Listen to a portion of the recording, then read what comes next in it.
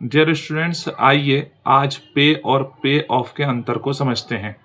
देखिए, जैसा आप देख रहे हैं स्क्रीन पर, पे का अर्थ होता है भुगतान करना, चुकाना या चुकता कर देना।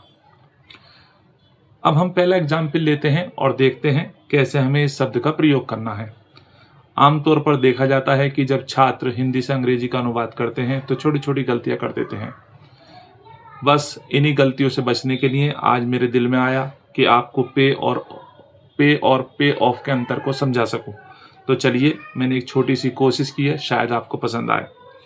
तो पहला सेंटेंस लेते हैं, सीता ने अपनी फीस जमा की। यहाँ देखिए, जमा की यानी भुगतान कर दिया। तो हम लिखेंगे सबसे पहले सब्जेक्ट सीता। अब चूंकि ये पास्ट इंडेफिनिट का सेंटेंस है, इसलिए हमें पे की सेकंड फॉर्म का यूज करना होगा और वो होगी पेड। अब सीता पेड, सीता ने जमा की, भुगतान की, चुका दी, एक ही मतलब हुआ। क्या जमा की? अपनी फीस। तो हम लिखेंगे हर फी। ये इस तरीके से अनुवाद करना चाहिए। चलिए एक सेकंड सेंटेंस और देखते हैं। मैंने अपने मोबाइल का बिल चुकाया। आई, ठीक है, ये सब्जेक्ट हुआ। चुकाया, पेड। क्या चुकाया? अपने मोबाइल का bill, my mobile.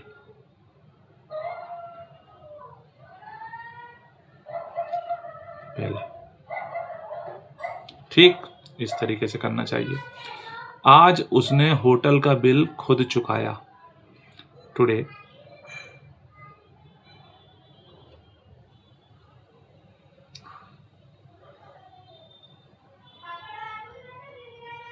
he paid the hotel bill।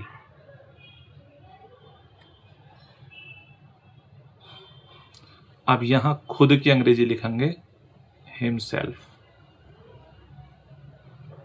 ठीक, today he paid the hotel bill. समझ सकते हैं आप? ये रहा सब्जेक्ट ही। आज को आप शुरू में भी लिख सकते हैं और अंत में भी लिख सकते हैं। ठीक है, तो यहां से समझिए, उसने ही हुआ, चुकाया पेड हुआ। क्या चीज चुकाई? होटल का बिल, द होटल बिल। अब यहां खुद की लिखिए हिमसेल्फ। ठीक है, और आप हिमसेल्फ के बाद टुडे भी लिख सकते हैं। तो इन तीनों एग्जाम्पल से आपकी समझ आ गया होगा कैसे हमें पे का प्रयोग करना चाहिए। अब देखते हैं कि हमें पे ऑफ का प्रयोग कैसे करना चाहिए।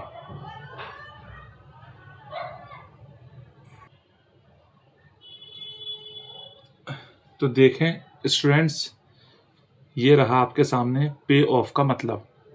पे ऑफ का मतलब होता है लोन या कर्ज को पूरा चुकाना या चुकता कर देना।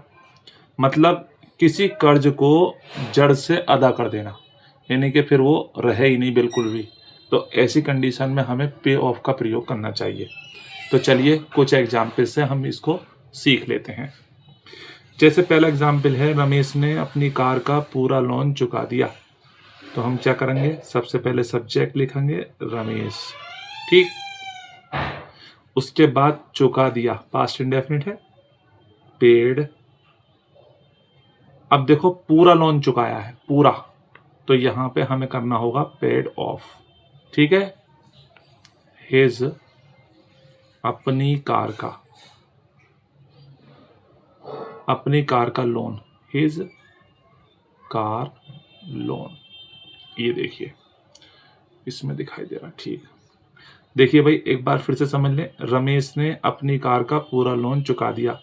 रमेश पेड ऑफ, पूरा चुका दिया, हिज कार लोन, अपनी कार का लोन। इस तरीके से हमें पेड ऑफ के अंतर को समझना चाहिए। यहाँ पेड करने में अच्छा नहीं लगेगा, थोड़ा अर्थ में फर्क आ जाएगा। इस महीने के अंत तक वह अपना होम लोन चुका होगा। फ्यूचर परफेक्ट टेंस का है सेंटेंस, तो ये पहले यहां से शुरू करेंगे, सब्जेक्ट ही। फ्यूचर परफेक्ट में क्या होता है? विल हैव, शैल हैव के साथ थर्ड फॉर्म। तो विल हैव पेड ऑफ। ठीक, अब क्या चीज पेड ऑफ करिए? अपना home loan, his home loan. ठीक, इस महीने के अंत तक। By the end of this month. ठीक, इस तरीके से करना चाहिए। अब तीसरा देखते हैं। सीता ने अपने सारे कर्जे चुकता कर दिए। सीता पेड ऑफ, ठीक, पेड ऑफ हर डेब्ट्स। अब यहां पर एक बात आप समझ सकते हैं, इसमें ज्यादा क्लियरिटी लानी है तो ऑल के सहारे से सेंटेंस को बना सकते हैं। एक और तरीका ऐसे कर सकते हैं, Sita paid of all her debts. ये यानी कि हालांकि ग्रामेटिकली दोनों सही हैं, लेकिन अगर बात को ज़्यादा ही क्लियर करना हो तो आप ऑल हर डेब्ट्स का प्रयोग कर सकते हैं। तो इस तरीके से देखिएगा स्टूडेंट्स, हम पे ऑफ और पे के अंतर को आसानी से समझ सकते हैं। तो जहाँ पर केवल अदा करना हो, चुकाना हो तो पे का प्रयोग करें, और जहाँ पर जड़ से पूरी तरीके से कर्जा निपटाना हो वहाँ पर पे ऑफ का प्रयोग करें। और ऐसे ही मज़ेदार वीडियो देखने के लिए आप मेरे चैनल को सब्सक्राइब कर लें। वीडियो देखने के लिए आपका बहुत बहुत धन्यवाद।